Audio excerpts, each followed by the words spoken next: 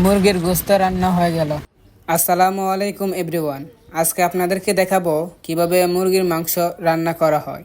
প্রথমে আলু, পেঁয়াজ, রসুন, আদা এগুলো সব পলতে হয়। আপনারা দেখতে পাচ্ছেন আমি পেঁয়াজগুলো পলতেছি। শুধু পেঁয়াজ নয়, আলু আছেন, আলুটাকে সুলিয়ে বড় বড় টুমা করে ফলতে হয়।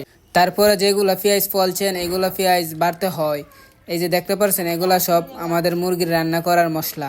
দেন মুরগিটাকে ভালোভাবে ধুইয়ে মুরগিটাকে কাটতে হবে। মুরগির টুমা ছোট হোক বড় হোক টুমা কাটতে হবে। মুরগিগুলা টুমাটি ভালোভাবে ধুইতে হবে। পুরো ভিডিওটা দেখতে থাকেন, ভিডিওটা ভালো লাগলে শেয়ার করে দিবেন। এই যে দেখতে পাচ্ছেন আমি এখন মুরগিগুলার টুমা কাটতেছি। এই যে এখন মুরগির লেজগুলো আমি চামড়াগুলো তুলে নিচ্ছি।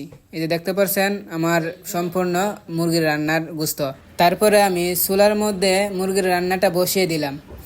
এই যে দেখতে পাচ্ছেন আমার রান্নাটা সম্পূর্ণ হয়ে গেছে। আমার রান্নাটা খুব সুন্দর দেখতে পাচ্ছেন আপনারা। তো ভিডিওটা কেমন হলো সবাই কমেন্ট বক্সে জানাবেন। আজকের ভিডিও এই পর্যন্তই। ভালো লাগলে লাইক, কমেন্ট, শেয়ার করে পাশে থাকবেন। ধন্যবাদ সবাইকে।